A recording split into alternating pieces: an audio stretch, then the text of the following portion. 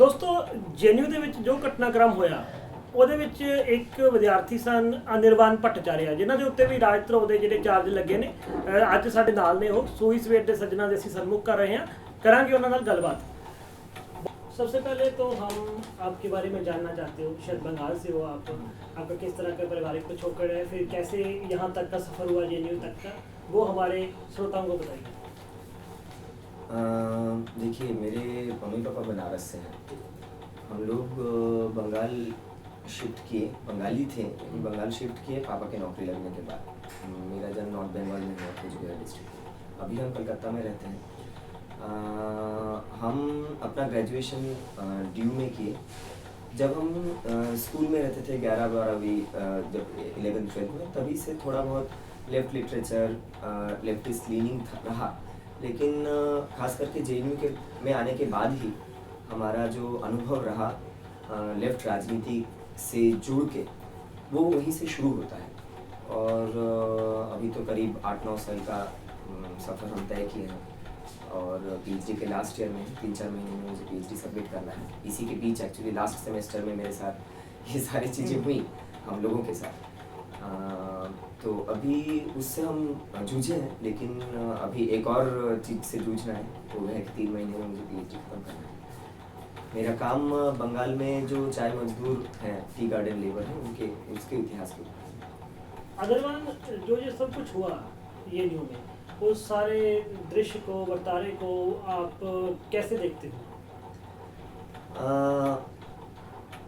दो तरीके से इसको देखा जाना चाहिए। एक जेएनयू का एक स्पेसिफिसिटी है, वो ये है कि जेएनयू में जो राजनीति है, खास करके लेफ्ट डेमोक्रेटिक अम्बेडकराइट राजनीति है, जो बराबर से ही जो सत्ताधारी जो रूलिंग क्लासेस है, उनका तमाम सारे जो ब्राह्मणवादी, हिंदुत्ववादी, प्राइवेटाइजेशन की नीतियां हैं, उसके खिलाफ मुखालफत किया है, इसके खिलाफ आवाज़ उठाया है। इसका एक लंबा लेगेसी रहा है, एक लंबा इतिहास रहा है। इसी के चलते मुझे नहीं लगता है कि ये 9 फरवरी का घटना ऐसा नहीं है कि वो 9 फरवरी को के लिए ही हुआ। हमें लगता है वो 8 फरवरी को भी हो सकता, 10 फरवरी को भी हो सकता था, क्योंकि जो पांचजन्य जो आरएसएस का माउथपीस है, उसमें जेएनयू को खास करके टारगेट बनाया गया था मोदी सरकार आने के बाद से ही। और उसके एक स्पेशल इशू निकला था जहाँ पे जेएनयू को टारगेट किए थे और बोले थे ये एंटी नेशनल का खड़ा है, यहाँ पे ये है, वो है, गलत चीज़ें हैं। तो बहुत टाइम से ही प्रोफाइलिंग चल रहा था और एक अटैक का बेसिस बनाया जा रहा था।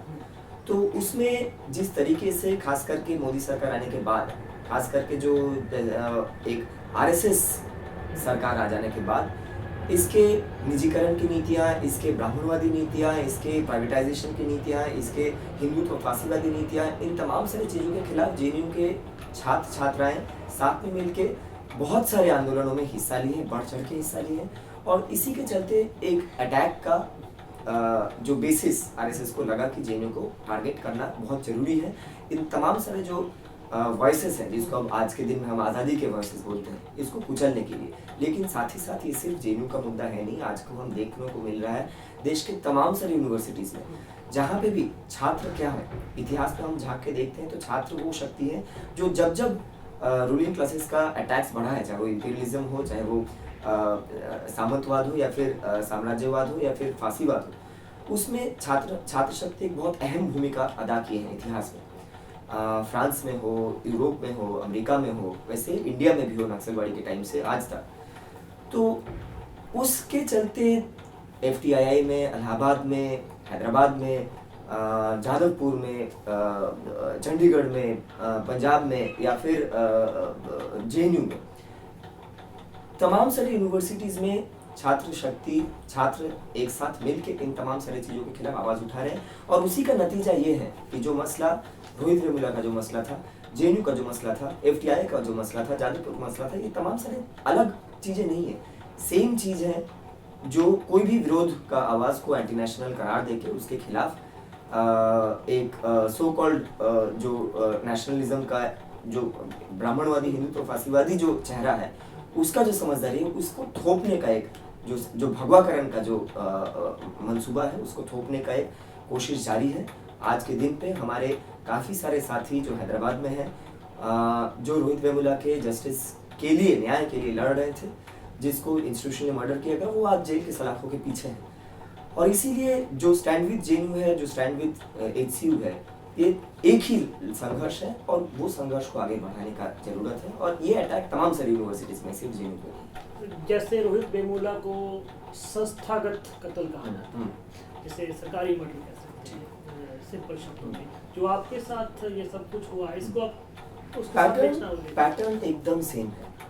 रोहित वेमुला ने वहाँ पे याकूब मेमन के फांसी के खिलाफ मुजफ्फरनगर बाकी है का जो स्क्रीनिंग पूरे देश में चल रहा था, जहाँ पे एबीवीपी के गुंडागर्दी चल रहा था, उस स्क्रीनिंग को रोकने का, वैंडलिज्म करने का, उसके खिलाफ उसका प्रोटेस्ट स्क्रीनिंग कराया था।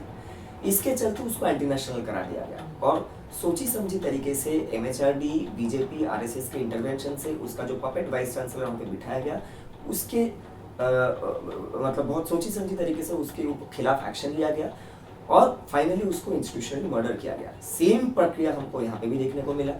Cast on the menu card बोल के जो एक फिल्म स्क्रीनिंग था, जो यहाँ के अम्बेडकराइट साथियों ने किया था, उसको रोकने का कोशिश किया गया। यहाँ पे मुजफ्फरनगर बाकी है का स्क्रीनिंग को रोकने, जो लेफ्ट के लोगों ने किया था, उसको रोकने का कोशिश किया गया। या फिर 9 फरवरी को जो हुआ, उसके बाद जो एंटी नेशनल, और इन तमाम सारी चीज़ों को ही एंटी नेशनल बोला गया। हमें लगता है कि रोहित वेमुला ने अपने जीवित दशा में, अपने लाइफ में और अपने डेथ में, दोनों में ही इस मंसूब के खिलाफ आवाज उठाया था।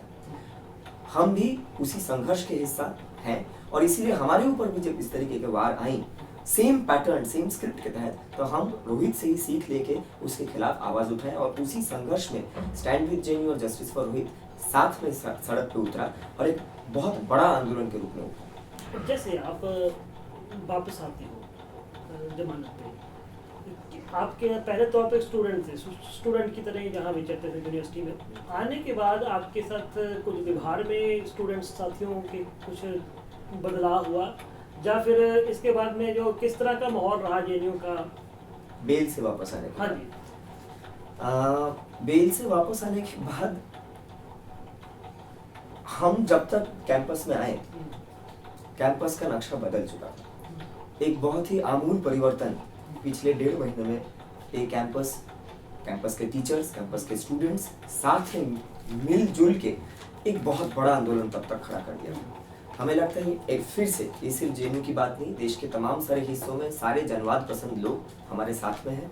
जेएनयू के तमाम सारे teachers across all political spectrum, जो तमाम सारे शेड्स हैं पॉलिटिक्स के, और छात्र साथ में आए। और हमें लगता है कि एक चीज जो लेनिन ने कहा था कि sometimes years go by and nothing happens and sometimes in days decades happen, यानी सालों बीत जाती है, कुछ नहीं होता है, लेकिन कभी कभी कुछ दिनों में दशक घट जाते हैं। तो हमें लगता है कि पिछले कुछ दिनों में कई दशक घट गई हैं और उससे जो एक यूनिटी हम जब आए हमको देखने को मिला, जिस जज्बे के साथ, जिस खुशी के साथ हम लोगों को इस कैंपस में रिसीव किया गया, हम उस चीज को देख के हमें और हौसला मिलता है। हमें लगता है कि ये संघर्ष, जो छोटी छोटी बैटल्स शायद हम जीते हैं, लेकिन जो वॉर है उसको अभी भी जीतना बाकी है और वो जंग, फासीवाद के खिलाफ वो संघर्ष और भी तेज होगा, इसी उम्मीद के साथ हमें। ये जो देशभक्ति बनाम देशद्रोही की बहस चली है, किस तरह परिभाषित करोगे? देशभक्त कौन है, राजद्रोही कौन है, इसको आप किस तरह परिभाषित? पहली बात तो ये है कि देश क्या है। हमें लगता नहीं कि देश एक टेरिटोरी है सिर्फ, मुझे लगता है देश उसके जनता से बनती है। देश मतलब उस देश की जनता, उस देश की जनता डिसाइड करता है देश क्या है। तो अगर देश जनता से बनती है तो फिर इस देश की दबे कुचले जनता के बारे में बात करना, इस देश के दलितों के बारे में बात करना, इस देश के किसानों के बारे में बात करना, इस देश के जो फार्मर सुसाइड हो रहे हैं, जो भूखमरी चल रही है, उसमें देश के मजदूरों के बारे में बात करना, दलितों के बारे में, मुसलमानों के बारे में, अल्पसंख्यकों के बारे में, किसानों के बारे में, मजदूरों के बारे में, अगर इन महिलाओं के बारे में, अदर ऑपरेस जेंडर्स के बारे में, अगर इन लोगों के लिए बात करना, इन लोगों के हित के लिए बात करना, इन लोगों के कॉन्स्टिट्यूशनली गारंटीड राइट्स के लिए बात करना अगर देशद्रोह है, तो फिर हमें नहीं लगता है कि उसमें मतलब उसमें हम देशद्रोही बनते हैं। हमें लगता है कि हम विद्रोही जरूर हैं, लेकिन देशद्रोही तो डेफिनेटली नहीं। संघ में बीजेपी के तो आप कहते हैं कि ये बहुत बड़ी ऐसी चीज़ है जो कि लोकहित में नहीं है, आपके तस्वीर में किस तरह का राज है, किस तरह का मॉडल है आपके दिमाग में, या आप किस तरह का मुआशरा समाज चाहते हो? जैसे कि हमने कहा कि एक जमहूरियत जहाँ पे 77% लोग 20 रुपए से कम आमदनी में दिन में गुजारा कर रहे हैं, एक ऐसा देश जहाँ पे दलितों का, आदिवासियों का, महिलाओं का एक लाइफ ऑफ डिग्निटी नहीं है, एक ऐसा देश जहाँ पे इस देश के सबसे जो पिछड़े आदिवासी हैं उनको खदेड़ के जो बहुराष्ट्रीय कंपनी है उनके हाथ में खनिज संपदा को बेच देने के लिए जो OLX राज है कि शिक्षा बेच देना है, हेल्थ बेच देना है, खनिज संपदा बेच देना है, क्योंकि इस देश में सब कुछ बिकता है। तो ये अगर देशभक्ति का परिभाषा है, इसको इसके खिलाफ जाके इस देश में सही मायने में, क्योंकि संविधान में कुछ कुछ चीजें लिखी हुई हैं जैसे सेकुलरिज्म, डेमोक्रेसी, सोशलिज्म, सॉवरेनिटी, ये तो सिर्फ कुछ शब्द नहीं है, कुछ वर्ड्स नहीं है, ये आइडियाज हैं। और अगर इन आइडियाज को, अगर ये आइडियाज है तो उस आइडियाज को सिर्फ एक जगह पे लिखा रहने से नहीं होता है, उसको समाज में ढालना पड़ता है। बात है कि जब संविधान भी पेश किया गया, अम्बेडकर ने क्या कहा था कि हम एक ऐसी कॉन्ट्रडिक्शन, एक ऐसी विडंबना, एक ऐसी मतलब एक ऐसे समय में जा रहे हैं जब पॉलिटिकल इक्वालिटी, समानता किताब में तो है लेकिन समाज में नहीं है।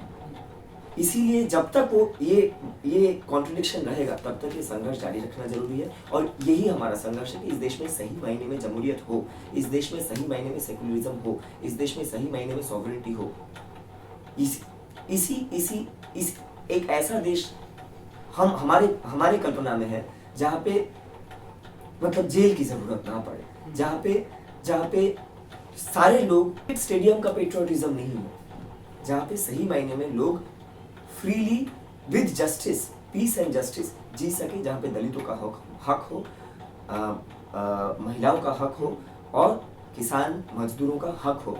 उस समाज का हम कल्पना करते हैं, जो कि तभी मुमकिन हो पाएगा जब हम भगत सिंह का जो सपना था एक रेवोल्यूशनरी सोशल ट्रांसफॉर्मेशन की, और अंबेडकर का जो सपना था एक एनहाइलेशन ऑफ कास्ट की, ये दोनों हम साथ में ले आ पाए। उसी से समाज की, उसी से देश की मुझे लगता है सही मायने में डेमोक्रेसी। कानून या संविधान में आपकी आस्था या यकीन है, विश्वास है? मैं 3 शब्द इकट्ठे बता रहा हूँ। हाँ, हमें लगता है कि इस देश में अगर कानून की भी बात कर ले, हमें पता है कि बाथाने टोला की जो तमाम सारे दलितों को वहाँ पे कत्लेआम किया गया, लेकिन उसका रणवीर सेना का जो लोग वो किए उनको एक्विट कर दिया गया, सुंदरू के लोगों को एक्विट कर दिया गया। तमाम सारे इंक्वायरीज के बाद भी मुंबई राइट्स में या गुजरात के दंगों में या मुजफ्फरनगर के दंगों में जो लोग इस दंगों को अंजाम दिए वो लोग खुले घूम रहे हैं। हमें लगता है कि इस तरीके के कई जजमेंट्स आए हैं। हमें लगता है कि सही मायने में जन आंदोलनों से ही कुछ जो सही जजमेंट्स भी आए हैं, वो जन आंदोलन में डेमोक्रेटिक एक्टिविस्ट का जो संघर्ष है, जनवाद पसंद लोगों का जो संघर्ष है, उस संघर्ष का नतीजा जजमेंट्स में भी रिफ्लेक्ट किया है और कुछ अच्छे जजमेंट्स भी आए हैं। तो हमें लगता है कि कानून और समाज अलग नहीं है। अगर समाज में एक विद्रोह है, अगर समाज में कॉन्शियसनेस है तो वो कानून को अफेक्ट करता है, लेकिन अगर वो नहीं है, कानून कई बार काफी सारे गलत फैसले लेते हैं। अगर जो सही फैसले भी होते हैं वो जन आंदोलन का ही देन है, जो उस सही फैसलों के लिए कानून मतलब जुडिशरी के ऊपर वो दबाव बना पाता है। जैसे सलवाजुद्दीन के ऊपर जो जजमेंट आया, वो इस देश के जनवाद पसंद लोगों की बहुत लंबी संघर्ष का नतीजा है। ऐसे कई कानून जो है जैसे 377 उसके खिलाफ संघर्ष जारी है और हमें उम्मीद है कि इन जन आंदोलनों की वजह से शायद ऐसा कानून भी बदलेगा, आफ्स्पा जैसा कानून भी हटेगा, पोटा जैसा, यूएपीए जैसा कानून भी हटेगा। तो हमें नहीं लगता है कानून एक जगह पे है और समाज एक जगह पे है। हमें लगता है कि समाज के आंदोलनों से ही कानून में बदलाव आता है। एक सवाल मैंने उमर से भी पूछा था कि नरेंद्र मोदी के आने के बाद जो घटनाएं घटी हैं, युवा अनंथा मूर्ति से शुरू कर लीजिएगा, जेएनयू, भारत माता, आगे पता नहीं क्या होगा, इस सब को आप किस तरह जोड़ते हो उनकी लड़ी को? देखिए, जैसे कि हमने कहा कि मोदी सरकार खास करके आने के बाद, ऐसा नहीं है कि मोदी सरकार को मतलब क्वालिटेटिवली बहुत अलग है, लेकिन उसका एक आइडियोलॉजिकली ड्रिवन है, आरएसएस ड्रिवन है, इसीलिए उसका अटैक का इंटेंसिटी काफी ज्यादा है। ऐसा नहीं है कि कांग्रेस के जमाने में कुछ हुआ नहीं, 84 का कांग्रेस के जमाने में हुआ था, बाटला हाउस कांग्रेस के जमाने में हुआ था, और भी तमाम सारी चीजें आफ्सपा यूएपी कांग्रेस के जमाने में लगा था। लेकिन आरएसएस की सरकार आने के बाद डेफिनेटली एंटी नेशनल यानी देशद्रोह का जो बाउंड्री है ये काफी एक्सपैंड किया है। जो भी, चाहे वो केजरीवाल से लेकर राहुल गांधी से लेकर निवेदिता मेनन जो हमारे प्रोफेसर है, वहां से लेकर उमर और मैं तक, कोई भी एंटी नेशनल हो जाते हैं, कन्हैया तक एंटी नेशनल हो जाते हैं। तो जो भी विद्रोह करेगा, जो भी आवाज उठाएगा मोदी सरकार के खिलाफ, वो एंटी नेशनल बन जाता है। बात यह है कि मैं एक सत्य घटना पे आधारित अगर एक कहानी बताऊं तो एक समय पे जंगल में एक अचानक अफवाह फैली कि सारे हाथी एंटी नेशनल है, उसको पकड़ा जा रहा है। तो अचानक क्या हुआ कि एक चूहा देख रहा है कि काफी गेंडे भाग रहे हैं। तो वो चूहा ने पूछा, गेंडा भाई आप क्यों भाग रहे हैं? तो गेंडा ने कहा, आपको पता नहीं, हाथियों को एंटी नेशनल करार देके पकड़ा जा रहा है। तो हाथी को पकड़ा जा रहा है, चूहा ने पूछा आप क्यों भाग रहे हैं? तो गेंडा ने कहा, अरे आपको पता नहीं, व्यवस्था ऐसा है, मीडिया ऐसा है, पुलिस ऐसा है, जुडिशरी ऐसा है कि महीने साल लग जाएंगे यही प्रूव करने कि मैं हाथी नहीं गेंडा हूँ। ये सुन के चूहा भी भागने लगा। तो बात यह है कि ये जो मीडिया ट्रायल है, ये जो शासन प्रणाली है, ये जो पुलिस ऐसा एक इंस्टीट्यूशन बन गया है जो खुद इन्वेस्टिगेट करने से पहले मीडिया जो कह दिया है वो पुलिस इन्वेस्टिगेट उस पे करता है कि मीडिया ने क्या क्या है उसको प्रूव करना है। तो इस तरीके के एक समाज में इस तरीके के एक समय से हम गुजर रहे हैं जहाँ पे सब एंटी नेशनल हो गए। जैसे कि हम कह रहे हैं कि अगर कोई सोचना शुरू करते हैं वो एंटी नेशनल बन जाते हैं। समाज की बेहतरी के लिए, जन्माधिकरण के लिए कोई भी आवाज उठे वो एंटी नेशनल बन जाता है। आज जरूरत है कि लाल, पीला, हरा, नीला तमाम सारे खेमों में हम बात नहीं, मतलब ये सारे खेमे रहें, लेकिन फांसीवाद के खिलाफ हम सब साथ में मिलके लेफ्ट, लिबरल, अम्बेडकराइट सेक्शन साथ में आए और फांसीवाद के खिलाफ एक जॉइंट मुंहतोड़ जवाब देने के लिए हम खड़े हों। एचसीयू और जेएनयू अलग अलग खेमे में ना रहे, लाल और नीला अलग अलग खेमे में ना रहे, हम साथ में मिलकर हमारा जो जॉइंट एनिमी है फांसीवाद के खिलाफ, मनुस्मृति ईरानी के खिलाफ, मोदी सरकार के खिलाफ एक साझा लड़ाई में हिस्सा लें। और वही हम आज कर भी रहे हैं। एचसीयू के साथ जेएनयू खड़ा है, जेएनयू के साथ एचसीयू खड़ा है। संक्षेप में जिस तरह सारी बातें बताई आपने, हिंदुस्तानी स्टेट का किस तरह का करैक्टर आपके सामने रूपमान होता है? देखिए, हिंदुस्तानी जो स्टेट मशीनरी है, समय समय पे हम देखे हैं, सिर्फ इमरजेंसी के दौरान नहीं, अनडिक्लेयर्ड इमरजेंसीज के दौरान भी हम देखे हैं कि इस तरीके की एक फांसीवादी टेंडेंसी रहा है। वो मणिपुर, नागालैंड, नॉर्थ ईस्ट में हो, छत्तीसगढ़ में हो, कश्मीर में हो, पंजाब में हो, हैदराबाद में हो, दलितों के खिलाफ हो, आदिवासियों के खिलाफ हो, मुसलमानों के विच हंटिंग पे हो, महिलाओं के ऊपर टारगेटिंग पे हो, किसान या मजदूरों के यूनियनाइजेशन के राइट्स को कुचलने में हो, निजीकरण की नीतियों को जबरदस्ती लागू करने में हो, इस तरीके के फांसीवादी टेंडेंसीज बराबर दिखे हैं। जरूर इस टेंडेंसीज खास करके मोदी सरकार, आरएसएस का डायरेक्टली पावर में आने के बाद जो भी इस देश की डेमोक्रेसी, सो कॉल्ड डेमोक्रेसी के तहत ही आए हैं, जो कि इस डेमोक्रेसी के ऊपर भी सवाल उठाता है कि किस तरीके से इस तरीके का अमित शाह, नरेंद्र मोदी, इस तरीके के आरएसएस के लोग आज सरकार में हैं। तो फिर आज के दिन में ये फाशिस्ट टेंडेंसीज और भी खुली तरीके से, क्रूर तरीके से हमारे सामने आए हैं। और शायद एक तरीके से अगर हम देखें तो फिर शायद ये एक अपॉर्चुनिटी है, क्योंकि हमारे सामने कोई फसाड नहीं है, कोई कर्टेन नहीं है, कोई पर्दा नहीं है, साफ साफ दिख रहा है। ये एक ऐसा अपॉर्चुनिटी है कि इस फांसीवादी टेंडेंसीज जो है, जो बहुत ही बढ़ती हुई दिख रहा है, उस दौरान उसको पहचानते हुए हम लोगों को गोलबंद कर सकें। हिंदुस्तानी में जो फांसीवाद आप देख रहे हैं, इसका जर्मनी के फांसीवाद से कितना का अंतर लग रहा है? बहुत सारे सिमिलैरिटीज हैं, बहुत सारे अंतर भी हैं। एक तरीके से डेफिनेटली यहाँ के जो आरएसएस के लोग रहे हैं, चाहे वो हिंदू महासभा से लेकर आरएसएस तक, काफी हद तक ये लोग प्रभावित हुए थे जर्मनी का हिटलर के रूल से, काफी हद तक ये लोग प्रभावित हुए थे मुसोलिनी के रूल से, और वही चीज वो लोग इस देश में लाना चाहते थे।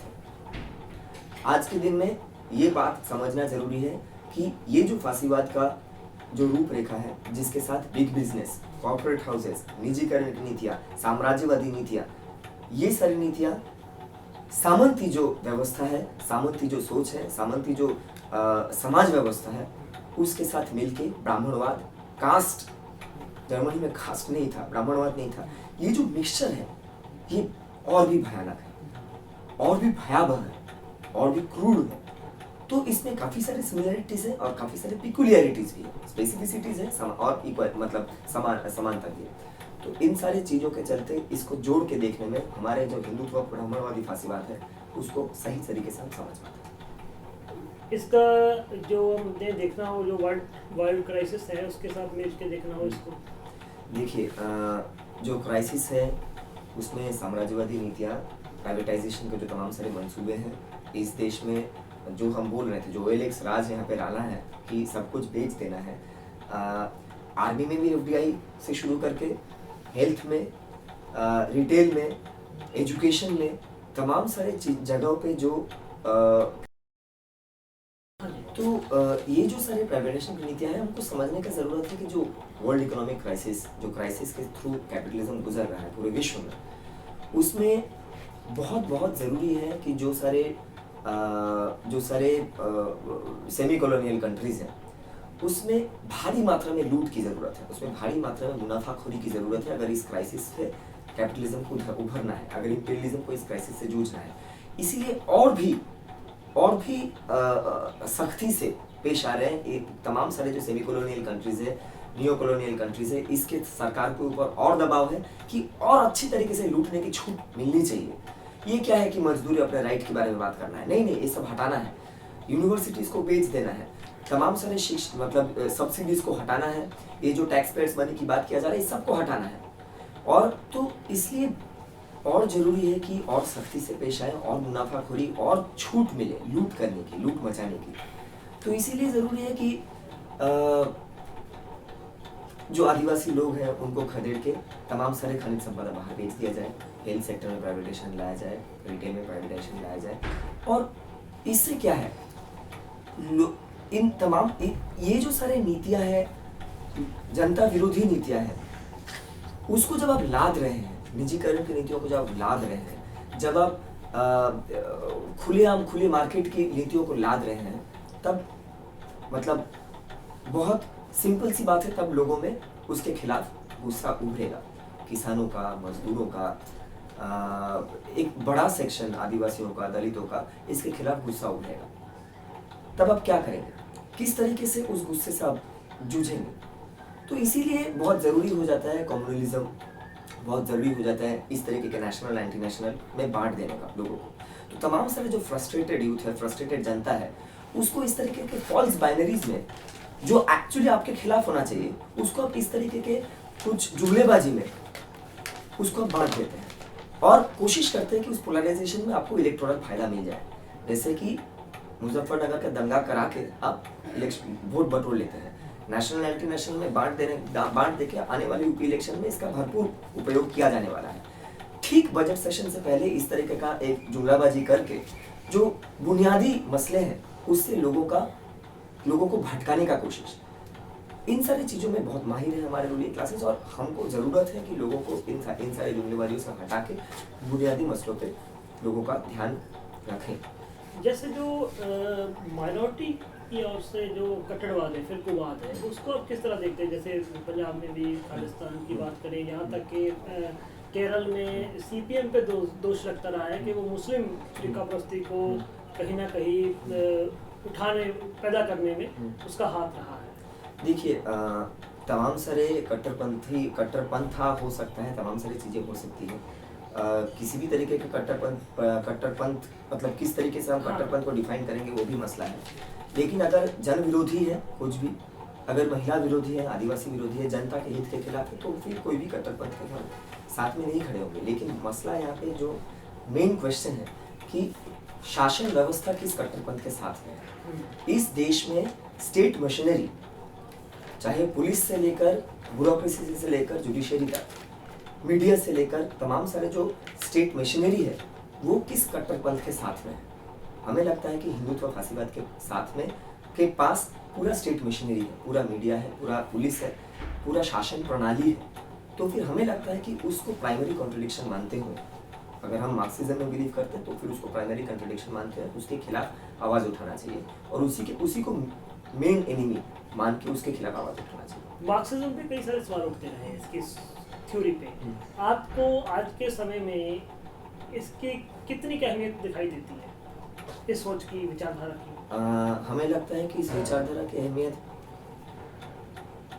जब से मार्क्सवाद का जन्म हुआ है वहाँ से लेकर आज तक विचारधारा की अहमियत तो जरूर रहा है। अब मार्क्सवाद के नाम पे क्या हुआ है वो अलग बात है। कई सारे लोग मार्क्सवाद के नाम पे बहुत सारी चीज़ें शुरू होकर भी ख़त्म हो चुकी हैं। हम वो चीज़ सोवियत यूनियन में देखे हैं, हम वो चीज़ चीन में देखे हैं, और भी तमाम सारे हम इस देश में भी देखे हैं। हम इस देश में सीपीएम को भी देखे हैं जो नंदीग्राम सिंह को मार्क्सवाद के नाम पे ही किए हैं। तो हमें लगता है कि इसका मतलब ये नहीं है कि मार्क्सवाद में प्रॉब्लम है, लेकिन मार्क्सवाद को प्रैक्टिस में जब ले जाया गया है उसमें बहुत सारी दिक्कतें रही। एक ऐसा सोच जो चाहता है कि 77% लोगों के ऊपर बाकी 23% लोगों का राज ना हो, बल्कि 23% लोगों का राज ना हो, बल्कि 77% लोगों का राज 23% लोगों के ऊपर हो। हमें लगता है कि कौन सा सही होगा वो बहुत सिंपल है। जो उत्पीड़ित जनता, जो जिस जनता के ऊपर इतने सारे रिप्रेशन है, इतने सारे एक्सप्लॉयटेशन है, उसके हित में बात करना ही मार्क्सवाद है। और इस विचारधारा, जब तक ये असमानता रहेगा, ये विचारधारा रहेगा, ये विजन रहेगा, ये सपना रहेगा एक बेहतर समाज का, भगत सिंह का, अम्बेडकर का वो सपना रहेगा, उसको प्रैक्टिस में ढालने में तमाम सारी दिक्कतें रहा है। और उसका मुखालफत करना, उसका क्रिटिसिज्म हम बाखूबी करते हैं, ऐसा नहीं है कि हम उसके खिलाफ आवाज़ नहीं उठाते हैं।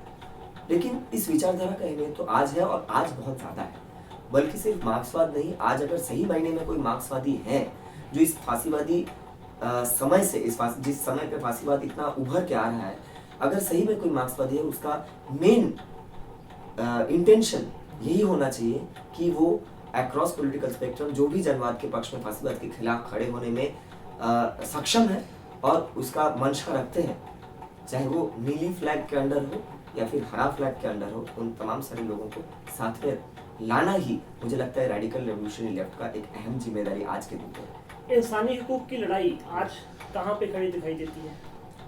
इंसानी हुकूक की लड़ाई आज एक ऐसी कगार पे खड़ी होती हुई दिखती है जहाँ पे एक बहुत अपॉर्चुनिटीज है। जैसे कि हमने कहा कि जो फसाद है, जो पर्दा है, वो हटाया गया है। जब तक पर्दा रहता है तब तक खुली चीज़ों को देखने में, एक लकीर खींचने में दिक्कत होती है। लेकिन आज हमें लगता है कि जैसे फांसीवाद उभर के आ रहा है, जिस तरीके से वो अटैक्स कर रहे हैं, हमें लगता है वो लकीर खींचना आसान हो चुका है। हमें लगता है कि इंसानी हुकूक के लिए लड़ने का एक बहुत अच्छा अपॉर्चुनिटी है। अगर इस अपॉर्चुनिटी को मिस कर जाते हैं तो फिर एक बहुत बड़ा गलती होगा। We are at a turning point in history when we must not fail to turn, we have to take this.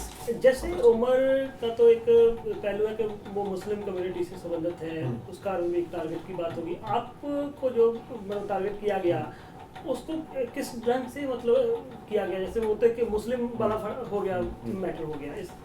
देखिए, बात ये है कि चाहे वो उमर हो या अनिर्वाण हो, हम दोनों ही एथीस्ट हैं। लेकिन बात ये है कि हम हिंदू होने के लिए इस संघर्ष में या फिर वो मुसलमान होने के लिए इस संघर्ष में, ऐसा तो है नहीं। हम लोग विद्रोह में हैं और इस शासन व्यवस्था के खिलाफ विद्रोह में हैं। अब बात यह है कि उनके लिए उमर मुसलमान है, उनके लिए हम हिंदू हैं। हम कभी नहीं बोले कि हम हिंदू हैं और वो मुसलमान हैं। और उसमें खास करके आज के दिन पे, जैसे हम बार बार कहे हैं कि आज के दिन पे उमर के ऊपर जो खास टारगेटिंग हम देखें, जो तमाम सारी चीज़ें बोली गई उमर के बारे में, वो इसलिए क्योंकि आज के दिन पे किसी को अगर ब्रांड करना है, एंटी नेशनल टारगेट करना है, उसको टेररिस्ट घोषित करना है, तो उसके लिए जो वॉर ऑन टेरर का जो एक ऐसा पिक्चर हमारे सामने रखा गया है कि उसमें एक मुसलमान बहुत आसानी से फिट बैठ जाता है। तो एक उमर खालिद 3 बार पाकिस्तान जा सकता है, ये इस पे टीआरपी बढ़ता है। भट्टाचार्य जी 3 बार पाकिस्तान गए हैं, इस पे टीआरपी नहीं बनता है, स्टोरी नहीं खड़ा हो पाता है। तो इसीलिए हमें लगता है कि उमर के ऊपर इस तरीके का टारगेटिंग हुआ। खास करके सिर्फ उमर के ऊपर नहीं, उमर की फैमिली के ऊपर इस तरीके का भद्दा टारगेटिंग हुआ, इस तरीके की घिनौने टारगेटिंग की गई। लेकिन हमारे लिए, हम दोनों के लिए इस जेएनयू कैंपस के लिए या फिर तमाम सारे छात्र और जनवाद पसंद लोगों के लिए ये बात हिंदू और मुसलमान की नहीं, ये सच के पक्ष में खड़े होने की लड़ाई है। और ज़रूर एक ऐसा व्यवस्था, एक ऐसा समाज जिसके लिए एक मुसलमान को टारगेट करना इतना आसान बन जाता है, उसको सवाल करते हुए उसके खिलाफ आवाज उठाने की जरूरत है कि ऐसा क्या है जिससे उमर खालिद टारगेट बने। आम स्टूडेंट है, जनरल स्टूडेंट है, एबीवीपी के बारे में उनकी क्या राय बनी है ये सारे घटनाक्रम के बाद? ये आप आम स्टूडेंट से नहीं पूछ सकते हैं, एबीवीपी से पूछ सकते हैं। वैसे एबीवीपी में आज के जेएनयू में, आज के डेट पे जेएनयू में वो खास कुछ बच नहीं गए हैं, भयंकर बुरी तरीके से एक्सपोज हो चुके हैं और एबीवीपी में भारी मात्रा में लोग एबीवीपी छोड़े हैं। उसको एबीवीपी की असलियत समझ में आया है। हमें लगता है कि तमाम सारे वो लोग जो एबीवीपी के साथ जुड़े रहे हैं उसको आज इस पे शर्मिंदगी महसूस होते हैं, क्योंकि वो उनमें से भी काफ़ी सारे लोग इस तमाम प्रक्रिया में जेएनयू के अंदर पॉलिटिसाइज हुए हैं और उसको सही और गलत में फ़र्क समझ में आया है। और मुझे नहीं लगता है कि इस कैंपस में एबीवीपी का कुछ खास पॉलिटिकल फ्यूचर बचा है। कन्हैया के बाद जो साथ हुआ उसके बाद बिहार के मुख्यमंत्री नीतीश कुमार का भी बयान आता है, शत्रुघ्न का भी आता है, बंगाल में से ममता दीदी या इस तरह किसी का आया कुछ? मुझे पता नहीं, खास करके मुझे नहीं लगता कि इसमें कुछ स्टेटमेंट शायद नहीं है। आखिर में हमारे पंजाब के लोगों को कुछ कहना चाहोगे? पंजाब को लोगों से यही कहना चाहेंगे कि पंजाब के बारे में हम जब सोचते हैं तब हमारे दिमाग में भगत सिंह आता है। अब बात यह है कि भगत सिंह, आपका रोल मॉडल कौन है? भगत सिंह है, अम्बेडकर भी है, आज के दिन पे रोहित वेमुला भी है। आज के दिन पे हमें लगता है कि वो सारे जो लोग जो भी भगत सिंह को आइडियलाइज करते हैं उनको एक बात हम मतलब स्पष्ट तरीके से कहना चाहेंगे कि भगत सिंह ने जो बात कही थी इतने सालों पहले, आज के दिन पे उसको जमीन पे उतारने की जरूरत है। जो भूरे अंग्रेजों के बारे में भगत सिंह ने कहा था, जो सपना भगत सिंह ने देखा था, उसमें भगत सिंह को सिर्फ पढ़ने में नहीं, भगत सिंह को सिर्फ आइडियलाइज करने में नहीं, भगत सिंह के सिर्फ पुतला बनाने में नहीं, भगत सिंह के सपनों को जमीन पे उतारने की जरूरत है। और उसमें मुझे लगता है कि पंजाब में भी हमारे काफ़ी सारे दोस्त हैं, काफ़ी सारे साथी हैं जो इसको अंजाम दे रहे हैं, उनके साथ हम खड़े हैं। और इसी यही मैसेज हम उनको देना चाहेंगे कि हम सब साथ में मिलकर भगत सिंह के सपनों को, अम्बेडकर के सपनों को हकीकत बनाएं। अनिर्बान, इतनी खूबसूरत अच्छी काम की पते की बातें करने के लिए बहुत बहुत शुक्रिया।